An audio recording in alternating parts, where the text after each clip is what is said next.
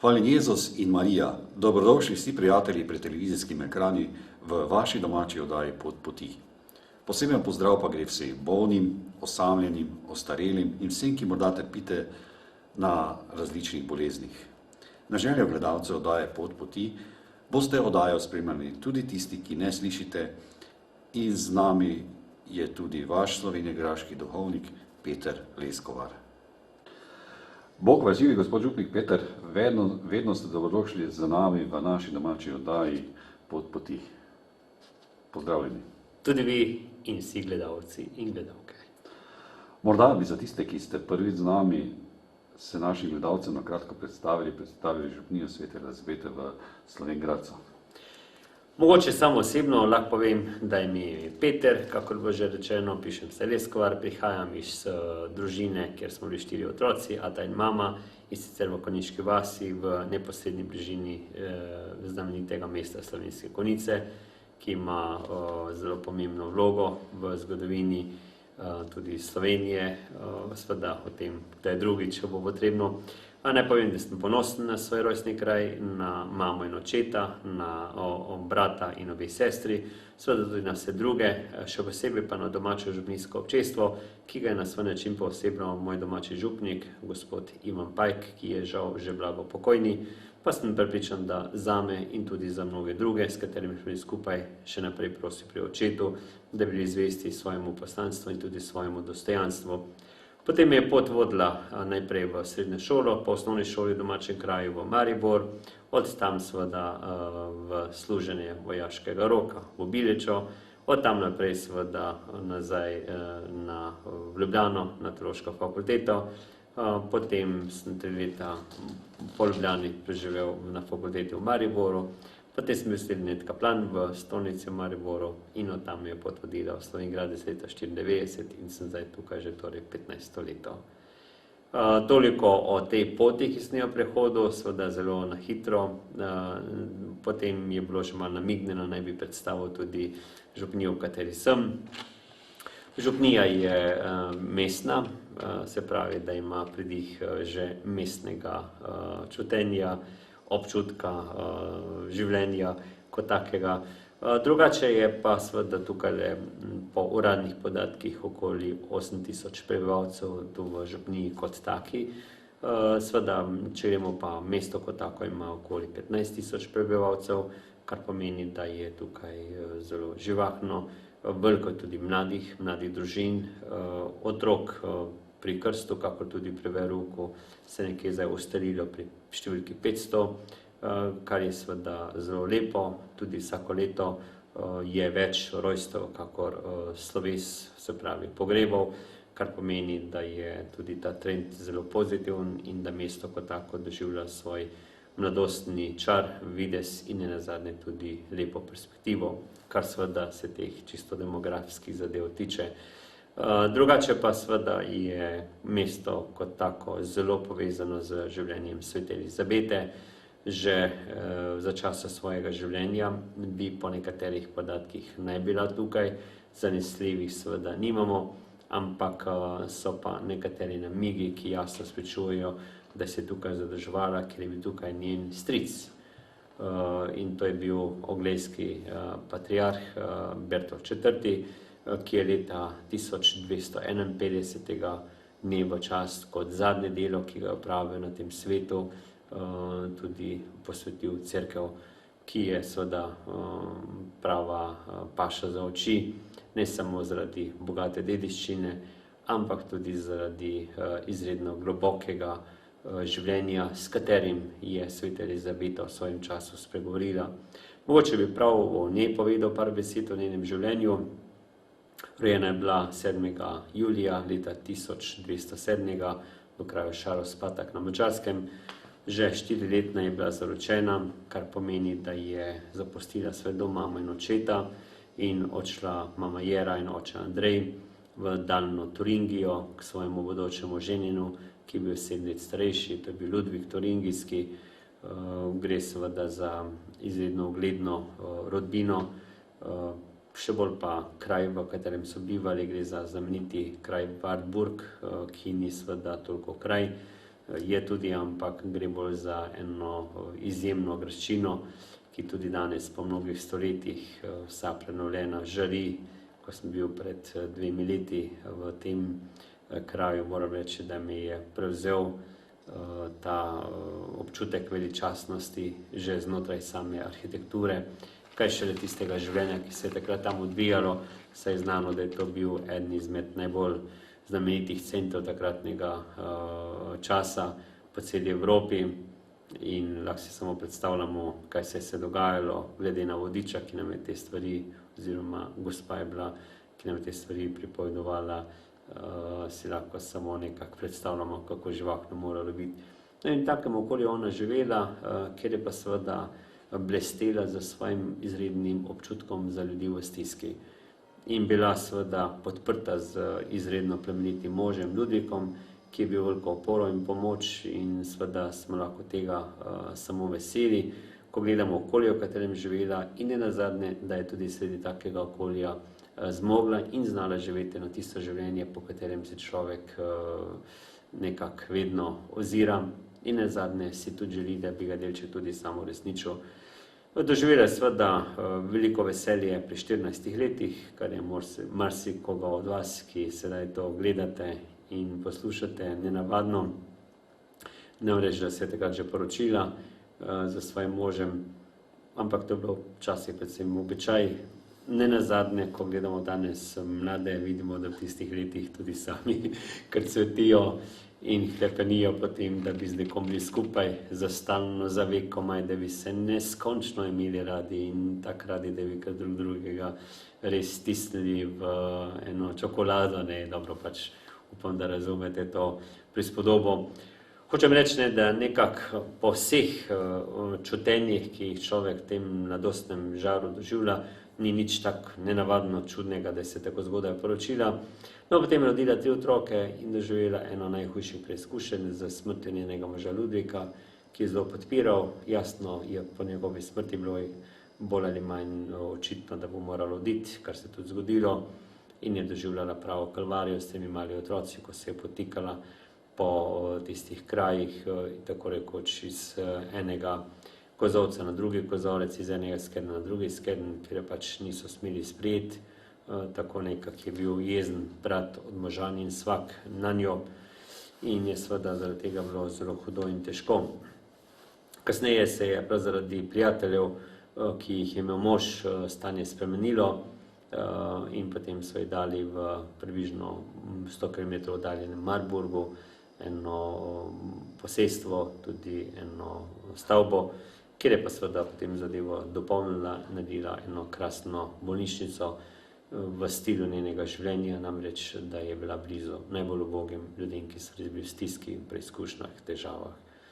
17. novembra leta 1231, samo 24 let je dopolnila takrat, malo čez nekaj mesecev, pa je zaključila teh zemeljskega življenja v sluhu svetosti, kar se je pokazalo že z samim pogrebom, saj je bilo zbranih toliko ljudi, da nikoli še jih Marburg do takrat in dolgo takrat tudi ni videl, ker je bilo res samo 2 dnevih nekako ljudem tako blizu to njeno življenje, da so z množičnim obiskom potrdili njeno neizmerno svetost in lepoto življenja, ki ga živela, in tudi, če hočete, in lepo priprošnjico pri Bogu za stiske in težave. Mogoče je temu premoglo tudi to, da so se ob slovesu, ko so mogoče ravno še zadnjič prijeli za roko ali pokrižali, od dotikov marsikateri bolnik znašel zdrav, se pravi, da so že takrat se dogajali ob njenem zemeljskem telesu, seveda ona bila že v nebeški slavi, po smrti se vemo, da Bog v svoji ljubezni človeka pokliče nazaj, telo to ostane, a že ob njegovem telesu so se dogajali čudeži, zato je toliko bolj zablestela in bila tudi ena osrednjih figur, seveda beseda je grdanje, ampak gre bolj za to znamenje, gre za osebno tole mesto, ki ga je imela med osebnostmi tistega časa, še posebej pa v srednjem veku. Ker smo oddajo posvečamo gluhim in naglušnim, bi vas tudi, spoštovani gledalke in gledalci, rad povabil, da smo bili tudi na 800 obletnici svete Elizabete kjer smo posneli tudi oddajo, kjer jo lahko tudi na krščanskem strežniku se pogledate, ali tudi na www.zivilko.com ali na strežniku www.mirindobro.si, kjer boste videli lepote cerkve in tudi Sokoličev muzej. In moram iz svoje izkušnje povedati, da tudi po sodeč pismih, da je to tudi postala nekakšna romarska cerkev in ljudje so tudi v svojem imenu vedno dobrodošli in lepo sprejeti, kot da so del te življenje in verjetno vam Bogu hvala za vse to, kar nekako združujete kot duhovnik. Ja, jaz bi samo še tole dodal, da je ta njen zgled dobrote ena izredna milost tudi za današnji čas. Ko ste omenili, da je postaje to romarsko središče, samo opažam, da se število ljudi veča. Prihajajo od blizu in daleč, malo pomolijo, se zadržijo pri pogledu na njeno podobo, na njeni podobi, ki jo je narisal znani slovengraški slikar Strauss, Franz Michael, in tam nekako jasno vidimo nekako v levi in desni roki drži dar za ljudi. Eni kruh, drugi denar, kako da bi želeli tudi na ta način pogledati v srce ali življenjski stil sodobnega človeka, kakor takrat tudi danes, da smo v pomanjkanju, da rabimo kruh in da rabimo tudi denar, da rabimo nekaj osnovnega za preživetje. In prav znotraj tega nekako naj bi, če hočete, uresničevali svoje življenje. Meni osebno njen življenjski zgled govori zelo mogočno. Mogoče najbolj to, da če tudi je bila v enem okolju, kjer tako rekoč ni bilo nobenega posluha za uboge, za ljudi, ki trpijo, ki živi na obrobju, je ona vendarle znotraj tega okolja to nekako uresničevala. S tem hočem povedati, če tudi je danes svet po svoji logiki predvsem podobno okolju, v katerem je živela. So ljudje, in jih je, hvala Bogu, veliko, ki imajo pa čut za bližnjega, ki vzamejo čas za svoje drage najbližje. So mnogi otroci, ki krasno skrbijo za svoje starše, ki kljub temu, da imajo take drugačne obveznosti, poznam ljudi, ki so rekli, ata je bolan, jaz bom službo pustila. In bom doma in bom ostregla. Ja, pa bo malo manj denarja v proračunu. Ja, bo manj. Ampak bomo njemu pokazali, smo hvaležni in prinaša to neko neverjetno znamenje tistega pravega, spoštljivega odnosa človeka, da ata ni sam. Da ni sam, se vemo, vse je po svoje časih težko, ne. Mnogi ne morejo, tudi zato, ker je pri starejših včasih bolezen že tako očitna, da niti ne morejo iz medicinskega stališča za njih skrbeti. A vendarle, hočem reči, so ljudje, ki naredijo vse za človeka, ki mu hočejo pomagati, če je v stiski, ki mu hočejo biti na nek način blizu. Potem druga stvar, kjer je zelo očitna njena drža, pa tudi zelo dragoceno današnji čas, skozi je imela take in drugačne nesporazume. Niso razumeli tudi doma, v domači hiši. Razen mož Ludvik, ki pa seveda je zaradi vloge, ki jo je imel, pa poslanstva, ki jo je opravljal kot vojak, seveda kot šef znamenite Turingije, je moral pač na vojaške pohode, da ni bilo doma. Ampak vsi, ki so bili doma, so bili proti njej. Pa kaj boš to pomagala tem beračem, pa tem siromakom, tem revežem, pa naj si sami zdihte in tak naprej. Ampak ona je tu res pokazala, da je v ljubezni do Boga možno narediti vse. In tudi to sem zelo globoko prepričan, čeprav so ljudje proti nami in vedno znova, ko živimo in na Božjo ljubezen, smo v posmeh, smo na nek način nerazumljeni. Recimo, vzamete se na družino, pa takih primerov ni malo, recimo, začne otrok hoditi malo bolj resno k verouku. In ker ima malo tega čuta za presežno, za Božje, začne hoditi tudi k maši. Ja, so bi tudi doma rekli, ja, kam pa hodiš, ne? Šoli, recimo, če bi začeli danes, recimo, moliti malo, pa to bi bil škandal. Ampak, če pa kleje, pa če vse ljudi prezira, pa če dela neumnosti, mu napišejo tisti bogi cegelc nekak, ja, delo neprimerno se vedno in žugi ga.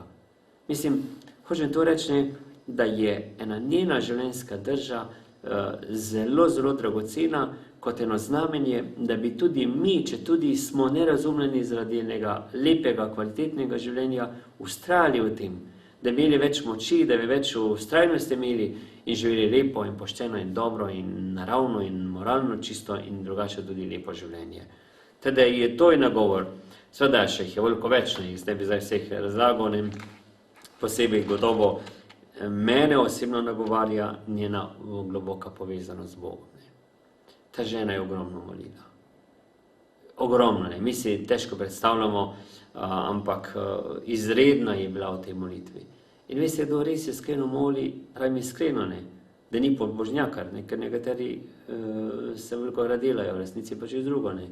Jaz se sam spomnim, se to je moče malo heca, ne, ampak je pa res, kaj se je zgodilo. Ne. Sta prišla ena, dva za poroko, da bi se poročila, ne, sem rekel, seveda je krasno, ne, bomo vse naredili, ne, in potem jo povabil, bilo fajn, če bi prišla malo tudi k maši, da bi to, kar sta drug drugemu podarila, z Božjo ljubeznijo lažje ohranila, ne, da bi to negovala, da bi to nekaj živela naprej. In se je kar hitro slišalo, ja, ne boma hodila, zato ker pri vas, pri maši je ena gospa, naša soseda, ki je sicer tu pobožna kot sveti Alojzij, ko pride domov je pa pol hudiča. Seveda, mene osebno je zabolelo, ker može bilo res, jaz sicer nisem Bog, ne da bi vedel za celotno resnico, snimamo tako malo hudomušno odgovor, zdaj ko veste kaj, še dobro, da hodi k nam, je vsaj pol hudiča, ker če ne bi hodila, bila pa cel hudič, s neko pol bi še videla, kaj to pomeni. Dobro, malo tak v humorju povedano, ampak veste, če je kdo res z vsem srcem pri Bogu in nekako doživlja njegovo bližino, njegovo ljubezen, ma iz tega se nekaj lepega rodi. In ker smo naredili črto čez Boga, in ker Bog ne sme biti, Bog ne da je bil na televiziji, ker ne sme nobena taka in podobna stvar o tem govoriti, ne, smo pač pravzaprav postali reveži, ujetniki.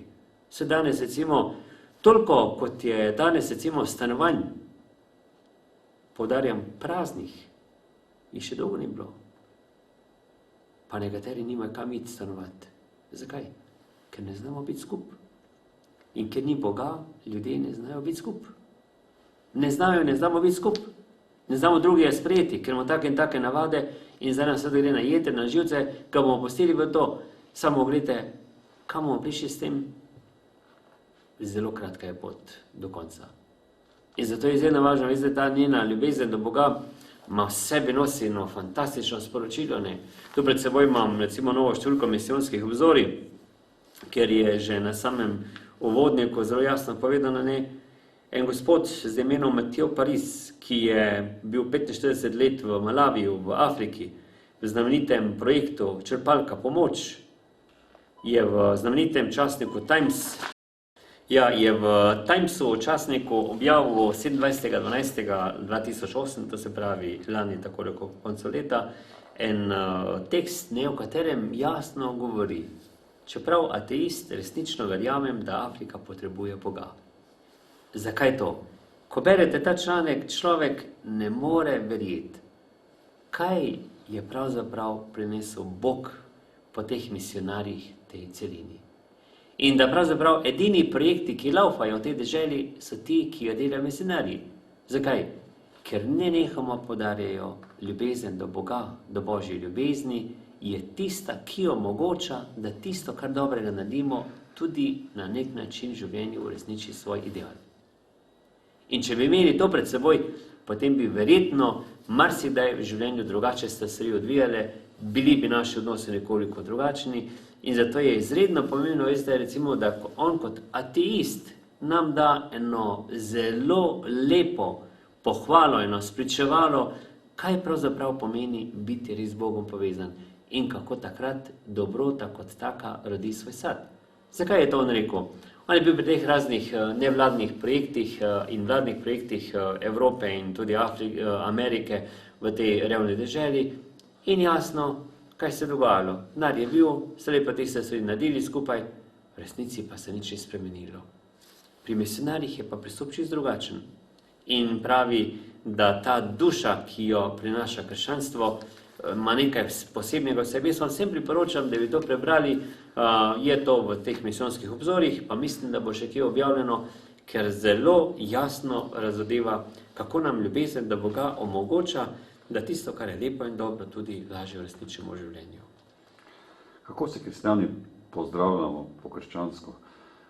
Kateri so tisti pozdravi, ki bi bili dobri zaželeni v tej krščanski družbi, da bi se zopet prišli nazaj? Ja, veste, zdaj, ko smo ravno pri teh zadevah, ko sem rekel to krščanstvo v Afriki, ne, se ni toliko če hočete, v zunanji formi, ampak gre za tisto, koliko je v tem pozdravu mojega srca, koliko v tem pozdravu ljubezni do Boga. Jasno, naši predniki so bili navajeni na Bog daj, pa z Bogom, Bog pomagaj, pri nas danes pa ne, zdravo, čao, pa tako naprej ne. Zdaj, kaj je boljše? Gotovo je prav, da imamo predvsem pred seboj, ne, ni važna toliko forma, oblika, važna je vsebina. Kdo je in kaj je v ozadju tistega, s kakšnim poudarkom, s kako ljubeznijo zadelamo, koliko ljubezni v ozadju.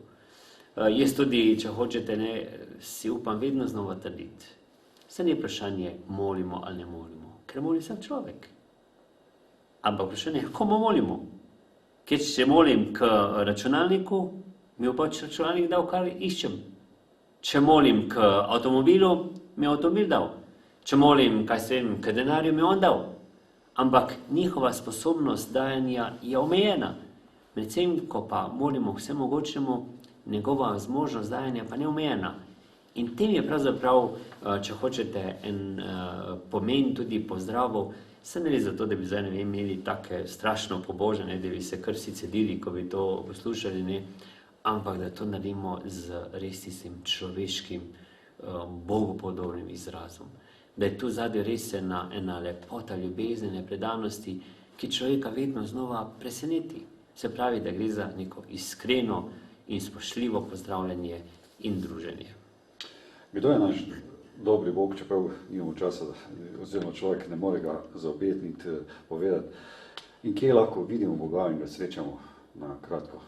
No, mislim, da je to vprašanje zelo simpatično, čeprav se zdi, da je prvi hip nekoliko drugačno kot prejšnje, ampak gledajte, ko hočemo nekoga pozdraviti in ko gledamo vero naših prednikov, pa način pozdravljanja in srečevanja naših prednikov, ta globoka povezanost z Bogom, jasno spričuje, da je v ozadju le prava podoba Boga. Kdo je Bog za mene?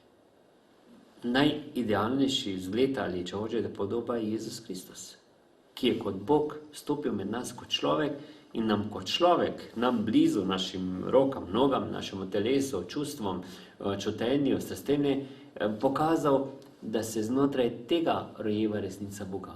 Da Bog ni neka vzvišena filozofija, neka abstraktnost, ni kakšen staršek z dolgo brado, ni recimo nekaj, ampak da je res nekdo, ki ljubi, nekdo, ki nas ima rad, nekdo, ki je z nami, ki je res Emanuel, Bog z nami. In nam je to spričal na tako pretresljivo, ganljiv način, da mimo tega ne more tudi tisti svet, ki Boga ne priznava. Pa še to bi rekel, vidite, jaz sem globoko prepričan, da je ta občutek ali pa način življenja proti Bogu eno tako znamenje, da Boga mi pravzaprav prav ne poznamo. Saj ni pravzaprav v bistvu o tem, kar meni je marsikdo rekel, ne, jaz Boga ne verjamem. Sem rekel, tistega, ki vi ne verjamete, jaz tudi ne verjamem. Verjamem pa tistega, ki je ljubezen sama. Se vprašanje danes življenja mimo Boga in tako naprej je pravzaprav, če hočete, tudi ena logika iz raja. Če bi Adam pa Eva sprejela pravo podobo Boga, bi zagotovo ne nasedla hudemu duhu. Ker pa nista nekako bila to pripravljena in sta na nek način prisluhnila takim in drugačnim dvomom, ki se človeka vedno porajajo. Vse to je normalno, ne? Ma milijon, 10 milijonov, 100 milijonov, milijardo raznih občutkov človek nosi v sebi, ne? Ki te stalno motijo. Vse to je logično, ne? Saj smo še v nebesih, mi smo še na poti in s tem smo soočeni. In zato je prav, da podobo Boga res kristaliziramo ali čistimo znotraj enega pogleda na Gospoda. Zato je tako pomembno imeti doma v hiši križ. Zato je pomembno tudi v cerkvi, ko priješ, gledati svete podobe. Zato je pomembno tudi, da se izogibamo stvarem, ki nam pa pravzaprav pačijo to podobo, ne. Ker najhujše je ta, če hočete, ne, da te nekdo okrog prenese, ne, potuha. Danes imajo otroci toliko potuhe, kot še nikoli. Tudi zato, ker ni stalno staršev zraven. Jaz doma sem bil na kmetiji, ne, so bili starši vedno zraven in ni bilo lufta, ne. Svoje pa otroci lufta nekoga čejo. Jasno, če imaš ti priložnost, da jo pač, če se le da, boš izkoristil. Ne zaveda se pa posledic, ki prihajajo. Zato je podoba Boga izrednega pomena za ne samo vero, ampak tudi za kvaliteto življenja. Prej ste omenili križ. Kaj naj kristjanov pravzaprav, zakaj je Jezus pravzaprav šel na križ? No, en tak pomen, ki ga moče mi pozabljamo, je to, da je v zadju tistega, na katerem je Jezus tega križa, les, drevo. In takoj stopimo v raj. Kje se je pokazal hudi duh? Na drevesu. In preko tistega drevesa, kjer je bilo tako in drugačne sadeže, ne, sta Adam in Eva zašla. In na istem drevesu zdaj visi nekdo, ki nam bo pa pokazal pravo lepoto tega drevesa. Se pravi, da v zadju je ta jasen namig, da se je nekdo na lesu človeku pravzaprav ga okrog prinesel, dobrikal, v resnici mu je slabo želel, zdaj pa res na drevesu tisti, ki nam pa preko tega znamenja življenja podarja pravo življenje. Tam je šlo za prevaro, pri Adamu pa Evi, tukaj gre pa za resnico. In ni nepomembno, da imamo tudi v Svetem pismu zelo jasno napisano, da je Pilat takrat vprašal, kaj je resnica. Zanimivo, ne? Hoče to reči, da je ta dialog že znamenje, kaj pomeni ta križ, ki je seveda v zadju gre za drevo življenja, kjer je pa seveda na tem drevesu resnica, ne pa več laž oziroma prevara. Kaj je pravzaprav sveta maša? Lahko človek živi brez svete maše? To so vprašanja, ki se v tem času velikokrat pojavljajo. No, če lahko živi brez tega, jaz mislim, da ni nobenega dvoma, seveda lahko. Popolnoma jasno. Danes je ogromno ljudi, ki celo ponižujoče, da ne rečem tak precej škodoželjno, pa je to tako sovražno gledajo na bogoslužje. Pa ni to tako tragično, ne. Meni je bolj tragično, da so indiferentni. Ker če ti sovražno gledaš, potem imaš na nek način vsaj delno en razlog za to. Če pa si indiferenten, to je najbolj hudo, ne. Celo pravi nekateri psihologi, ki pa svoje nekako zadevajo v bistvu, ne. Hujše je v tisti družini živeti, ker ni nobenega pogovora, kot pa tisti, kjer je vse malo, če tudi je kreganje. Kar pomeni, da en stik je, en dialog je, ena dinamika je. Če pa tega ni, seveda se pa vse bolj manj ruši. No, zato je izredno pomembno, da znotraj tega vidimo eno pomembnost res svete maše kot dialog, ne. Dialog daritve. Če sveto mašo ne sprejmemo kot dar, potem je res brez veze hoditi v maši. Kateri dar? Dar, na katerem se znova uresničuje največja obdarjenost in podarjenost za človeštvo. In to je Jezusova smrt in vstajenje. Tisti oltar je, če hočete, kalvarija in obenem tudi Božji grob. Tudi oblika na svoj način, po svoje razodeva to veliko resnico. Gre za daritev, ki se seveda znotraj zemeljskega kaže kot trpljenje, znotraj Božjega pa že kot vstajenje. In tu se združujeta človeški in Božji pogled. Tisto človeško je tam duhovnik, je tam en kamnita miza oziroma oltar, miza, moče marsikdo misli to nekako sašalmeno, ampak zelo dobrem. Miza, ker so bili brezbrani apostoli pri zadnji večerji, ker jim je te stvari pred oču jasno povedal, kot tako rekoč oporoko svojega življenja. Glede, preko tega potem se začenja eno novo dogajanje, ki seveda z vstajenjem prihaja do svojega vrha. In zato sveta maša v sebi nosi sporočilo Božje daritve za človeka. On se daruje. In kolikor bomo mi polagali to resnico svoje daritve v njegovo daritev, bomo tudi mi uspeli v življenju res, tak, če hočete, pristno darovati življenje. Pristno živeti svoje življenje. Lepo živeti svoje življenje. In zato pravzaprav je zdaj drugi odgovor na to vprašanje, ne moremo živeti brez maše.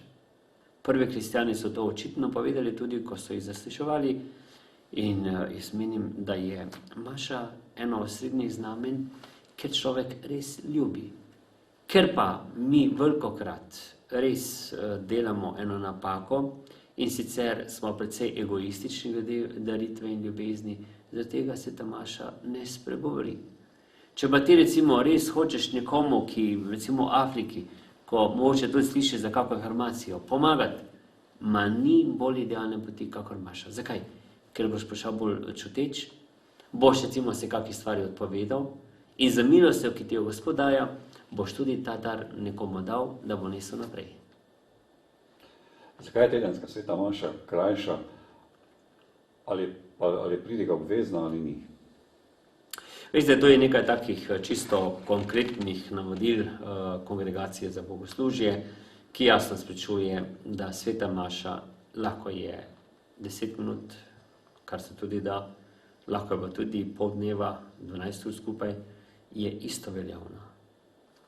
Lahko je mašuje mlad, navdušen, lep, prisrčen, prijazen, navdušen duhovnik, lahko pa je Gospod, ki tako rekoč ga prinese k oltarju, ki kome hodi, ki težko govori, ki težko zgovarja, vsaka maša je isto veljavna. Vsaka maša je pravzaprav zlata vredna. Vsaka maša v sebi nosi tisto veliko sporočilo Gospodove ljubezni, ki se razadeva prav preko daritve, recimo, ki je tudi osnovni sistem našega preživetja. Če se mama bata ne bi zame darovala, pa za naše življenje, jaz se mi ne bi preživeli. Če ne bi ona dva res dobesedno me iz pranic ven dvignila, pa tudi jih prala, pa mi jih zamenjevala, pa mi dala za jaz ne bi preživel. Ni variante. Tu in tam je komu uspelo, pa še tisto bi pravzaprav čudeži. In zato se znotraj daritve življenje kot tako lahko razvija v neki pozitivni pa lepi smeri. In zato je izredno prav, da mi recimo mašo v tej smeri vidimo kot daritev, kot ena vrhunska ljubezen Boga do človeka. In zato, če hočete, je dobro, da imamo pred seboj to temeljno sporočilo. Da pa je med tednom krajša, je pa tudi zaradi tega, ker je Božja beseda krajša, ker v nedeljo sta 2 berili, med tednom je 1 berilo. Ponavadi tudi tako, da v nedeljo so pevci, pa lepo prepevajo in s tem seveda avtomatično se bogoslužje podaljša. Včasih so nekoliko bolj konkretni, daljši, včasih so zelo kratki ali pa so kakšne tihe maše. Vse pravi, je povezano vse z tistimi še dodatnimi slovesnimi poudarki. Je pa seveda v zadju tudi to, če hočete, da je to 8. dan oziroma 7. dan ali 1. dan po našem starozavezni je to 7. dan, medtem ko Nova zaveza je 8. oziroma 1. dan. Kar pomeni, da gre za poseben praznik Gospodovega vstajenja in si treba pač malo več duška dati in glede na to, da je tudi sistem našega življenja nekako povezan z tem, da imamo 6 delovni, 1 dan je pa praznični, samo po sebi logično, da se človek nekako regenerira v duhovnem, telesnem pomenu besede in da pa si lahko malo več časa vzame, zato je bogoslužje lahko tudi nedeljo nekoliko daljše. Če pa pridiga obvezna, pridiga taka, mi jo jemljamo precej slabšalno, češ neko nagovarjanje, neko tudi podarjanje neke določene resnice, ampak gre za razlago Božje besede, ki je zelo dragocena, ker so določeni vidiki, ki so nam zaradi časovne razlike, ko je Sveto pismo nastajalo, nekoliko manj domači in ravno udomačitev tega pomaga, da vidiš, da tista Božja beseda res govori zelo življenjsko. Moram povedati gledalcem, da je pot poti, da pravzaprav se to oddajo gleda tudi veliko tistih, ki niso imeli možnosti spoznati Božje ljubezni in so vprašanja malo klasična. Pa mislim, da je tudi prav. Kako naj si predstavljamo evharističnega Jezusa, da se navežemo na sveto mašo? Evharistični Jezus je pravzaprav, evharistija kot taka pomeni zahvalanje. To se pravi, pomeni tisti Jezus, ki v svoji upodobitvi človeka vabi k hvaležnosti, da je Bog postal človeku tako zelo blizu. Kaj je postal? Kruh. Kruh pa je, če hočete, ena temeljnih stvari za naše preživetje. Če ne bomo jedli, bo bolj težko. In kruh kot tak je simbol hrane. Če imamo kruh, imamo pravzaprav vse sestavine, ki so potrebne za človekovo preživetje. Popolnoma jasno. Tudi v sebi nosi od vitaminov do vseh drugih stvari, ne bomo zdaj vse klasično razlagali, ampak dejstvo je, da je to tudi znanost kot taka po svoje že povedala. Teda gre seveda za Božjo navzočnost, ki nam preko hrane jasno, zelo očitno in nedvoumno razodeva, da je Bog blizu človeku. Kako vi vidite nebeško mamico Marijo, kje se je prikazala na zemlji in tudi v molitvi rožnega venca se lepo vse skupaj zaobjema? Ja, ta materinski pridih krščanstva po Mariji je izredno dragocen. Predvsem zaradi tega, ker imamo vsi na tem svetu mamo in znotraj katere pravzaprav smo, kar smo. Ker brez mame in brez očeta, brez staršev bi pravzaprav bilo naše življenje tako rekoč nično. Ker ne bi bilo nobenega, ne, popolnoma jasno. No in prav zaradi tega principa, ki ga človek nosi v sebi, je materinstvo, ki razodeva Marija, nekako pobožanstveno to razmerje ali to doživetje. Dobiva tisti predznak ali, če hočete, moče še bolje potrditve tega, kar sem pravkar povedal. Znotraj Marije se potrdi ena lepota materinstva in tudi očetovstva, starševstva, ki je zelo pomembno in dragoceno in tako v duhovnem, kakor tudi telesnem pomenu besede.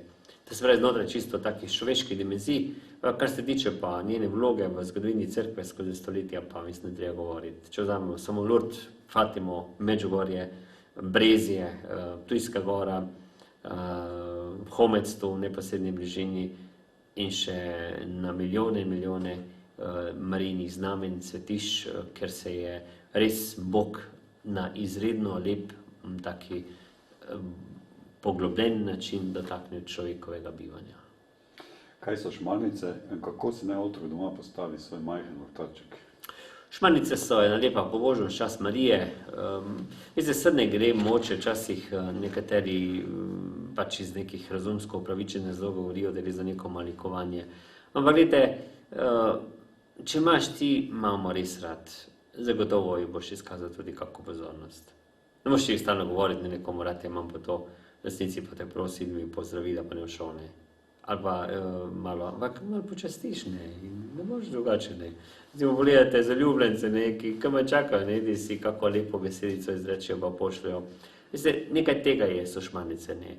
Znake ne hvaležnosti, znake ne spoštovanja, znake ne pozornosti do Marije in jim seveda tudi na ta način zadevamo svojo bližino, se ji zahvaljujemo in seveda tudi se ji veselimo.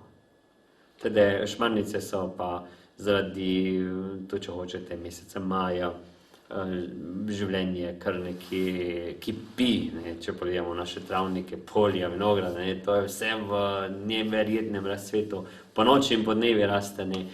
In pravzaprav znotraj tega naravnega, prekipevajočega duha človek na podoben način zasluti tudi podobno ob Mariji in ji podarja svojo čast in cel mesec že ima dolgo tega, posebej z blaženim Antonom Martinom Slomškom, eno izredno bližino, eno izredno srečo.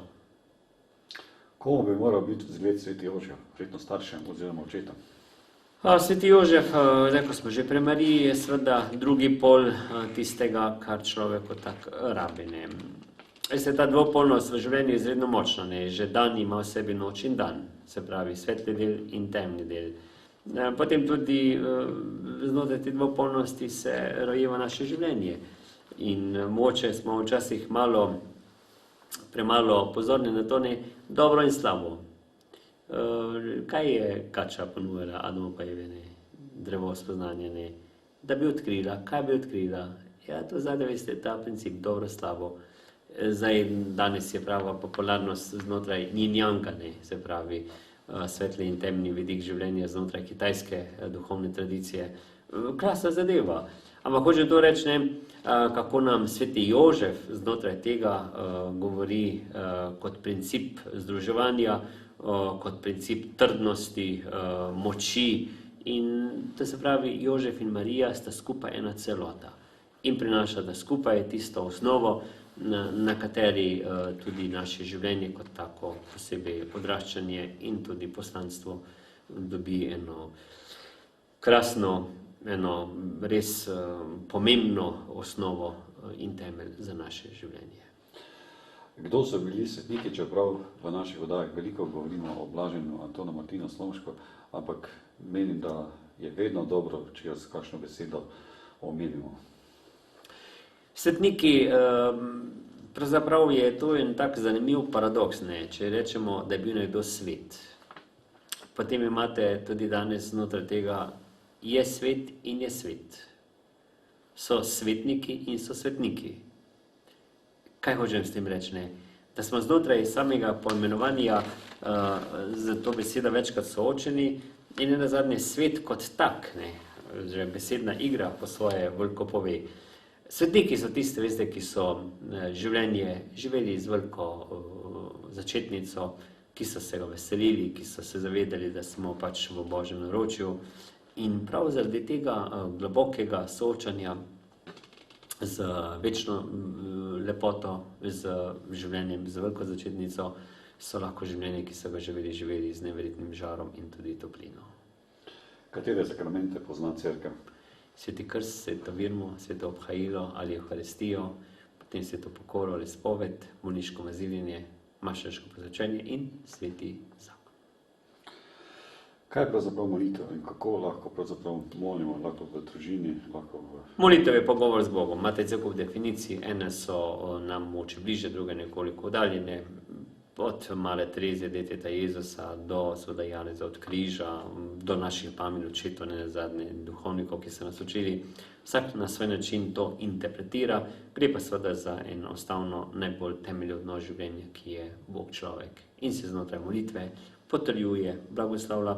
Je pa res to, veste, da vam to rekel, zdaj, ko nekako skušam molitev kot tako umestiti v življenje. Če si ti z nekom skupaj na poti življenja, pa se z njim ne pogovarjaš, se odnos ohlaja. Isto je z Bogom. Če mi nekako preko molitve odtrdili ta stik, ne. Je pa seveda vprašanje molitve pri nas malo problematično, posebej tisti, ki smo nekoliko bolj, da hočemo znotraj molitve stalno Bogu nekako pripisovati. Ne. Pa to moraš narediti, pa to moraš narediti, pa ono še mora narediti, pa tako naprej. Se pravi, Boga kar nekako silimo, ne, kot da bi neki šefi, pa to moraš narediti, nekam pošiljamo na razpotje vsakdanjega življenja. Veste, bolj pomembno bi bilo, da bi znali Bogu prisluhniti. Ker če ni molitev, dialog, se pravi pogovor, dogovor, potem je to precej prazna in tudi taka čudna zadeva. Rad bi poudaril, da pravzaprav po duhovnikovih rokah prihaja Jezus in tudi velikokrat se spoštovanega gledalke gledalci vprašate, kako pravzaprav, kakšen odnos imate do duhovnika, do redovniških poklicev, predvsem pa molite za njih. In predvsem je pa rad gospoda župnika vprašal, kako se pravzaprav obnašati v cerkvi. Če povem iz svojih izkušenj, ki te oddaje pot poti, niso samo v Sloveniji, so tudi v tujini. In naprimer, če vzamem za primer Medžugorje, ko je učiteljica pripeljala otroke v cerkev, brez da jih je opozarjali, so sami vedeli, da ne smejo imeti žvečilnik, da se ne smejo pogovarjati, so sami spontano prišli pod križ, prikleknili, ali pa tudi, ko so jih srečal, da so šli mimo kapelice, se pokrižali, pomolili in tako naprej. Ja, zdaj pač tisto iskreno pogovarjanje z Bogom, o kateri smo govorili, ne, v molitvi, se potem pač prenese v en od človekov, tudi če hočete čisto fizični izraz. In pri molitvi naj bi res, jaz otroke zelo nagovarjam, naj večkrat leče doma molijo. Potem pač nekako res, če ti stojiš pred nekom, mu sicer izražaš neko spoštovanje, če pa poklekneš, pa to absolutno popolna predanost, ne. In danes sicer uradno pred Bogom ne klečimo, pred Bogom ne z veliko začetnico, klečimo pa pred bogovi z malo začetnico. Ampak ne toliko fizično, ampak v takem življenjskem stilu, ki ga živimo. Kako živeti to resnico Božjega življenja znotraj svetišč? Mislim, da nam že zavedanje te Božje pričujočnosti nekako jasno pove, da so določene znamenja od tega, da smo seveda zelo tiho, da smo pripravljeni poslušati, da se nekako vzbudi ta občutek občudovanja, ki je danes velikokrat premalo izpostavljen. Pa se take stvari, ki so pač dolgokrat, prej ste rekli za žvečilni gumi in tako naprej.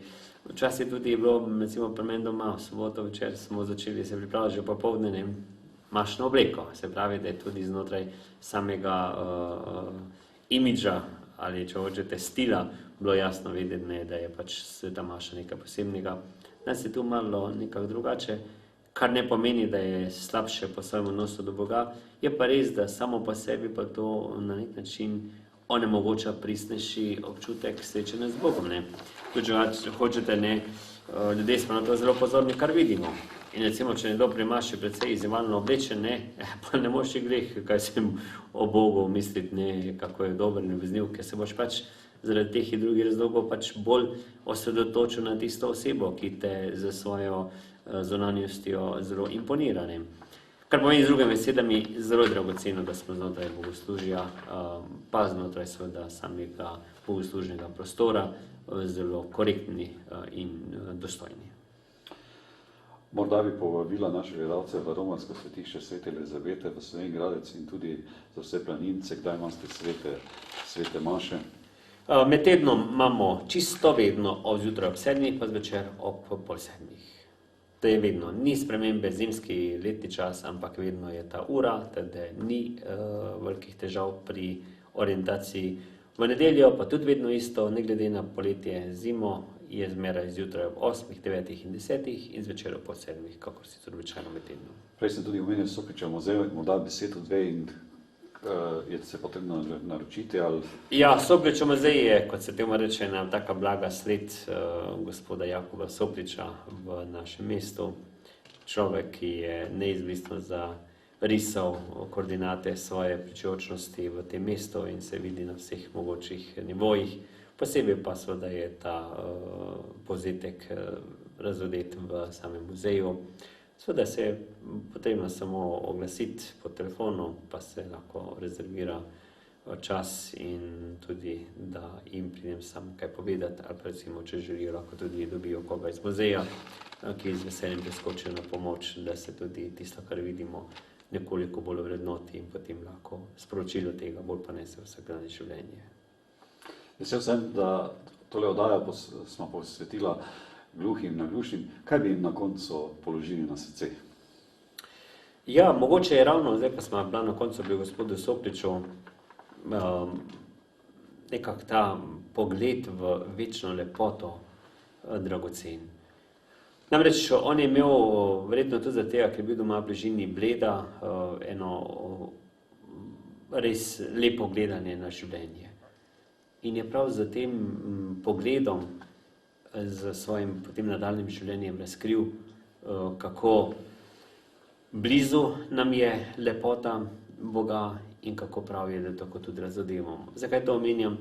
Ker so mogoče mnogi, ki sicer na zunaj niso tako kao ne, v narekovajih uspešni, pa tudi v vseh pogledih, kaj se vem, 100% ne, da so zaradi svojega moče kakega hendikepa, po drugi strani pa bolj občutljivi za človeka, za Boga. Naj povem tudi, gospod Soprič je imel velike težave z zdravjem. Angina pectoris od vsega začetka, tudi za tega je bil najprej poslan na Primorsko, da bi prav zaradi tega podnebja nekoliko lažje samo bolezen prenašal. In tudi je znano, da je večkrat tudi v kroniki zapisal, da določen čas ni mogel nikamor, da je bil tako bolan, da ni mogel. Zakaj to omenjam? Če tudi bil tak, je on naredil fantastične zadeve. Kar z drugimi besedami pomeni, pogledajte, kakršnikoli že smo, zmoremo veliko lepega in dobrega narediti. In to bi je še posebej vam, dragi prijatelji, ki ste sicer zaradi pomanjkanja tudi vida, tudi sluha, velikokrat v enem takem svojem svetu, ki pa ni svet umaknjenosti izključitve, ampak svet ene polnejše ljubezni, enega polnejšega pogleda na večno lepoto, da bi znotraj tega vztrajali in seveda na vam lasten način resnico te ljubezni tudi razdelili v svetu, v katerem živimo. Jaz se večkrat tudi z otroci pogovarjam o tem, posebej, ko imamo določene učne ure povezane z čudeži, kako je Bog ozdravil gluhega ali nemega ali človeka, ki je recimo bil slep, da bi nekaj znotraj tega čudeža videli, ne, kako velik dar je, da smemo in da moramo sprejemati življenje in ne nazadnje, da ga smemo tudi na podoben način razodevati svojim bližnjim. In če je kdo bil občutljiv za to, so bili bolni. In zato so onega prosili. Tisti, ki pa tako ali drugače kipijo od zdravja, pa velikokrat nimajo pravega veselja biti z Bogom, biti za neko pravo podobo, pristno podobo življenja. In zato vam želim, bratje in sestre, da bi kljub temu še naprej z veseljem živeli svoj življenjski stil. Ob križu, ki vam ga ponuja ali podarja življenje kot tako, da nimate možnosti videti, še bolj pa seveda slišati in tudi govoriti, da bi vendarle videli, da je skrivnost življenja globlja, da je tudi vam na poseben način blizu in vas vabim, da bi to še naprej z veliko ljubeznijo podarjali vsem, posebej svetu, v katerem živimo, da bo tudi preko tega postal bolj pozoren na tiste temeljne vrednote, ki so vam pa gotovo bliže, kakor mnogim drugim. Gospod župnik Peter, hvala lepa, da ste si vzeli čas, da ste spregovorili za vse naše gledalce oddaje Pot poti Bokloni. Moram dodati, da sem prejel na elektronski naslov pot@apna.si veliko porošen pohval, da vam pripeljem v oddajo vašega župnika Petra, tudi iz tujine, kot ga vi poimenujete vsi moji dragi gledalci po Sloveniji in tudi tisti preko svetovnega sveta v zamestu, še posebej v tisti davni Avstraliji in Ameriki. Res iz srca hvala vsem za sodelovanje. Povabim vas, da čez teden dni gostim na vašo željo gospoda župnika Petra iz Slovenj Gradca. Vse dobro želim vsem gledalcem na vseh vaših življenjskih poteh. Lepo vas pozdravljam z starim krščanskim pozdravom. Hvala Jezus in Marija. Na vekomaj. Amen. Tako.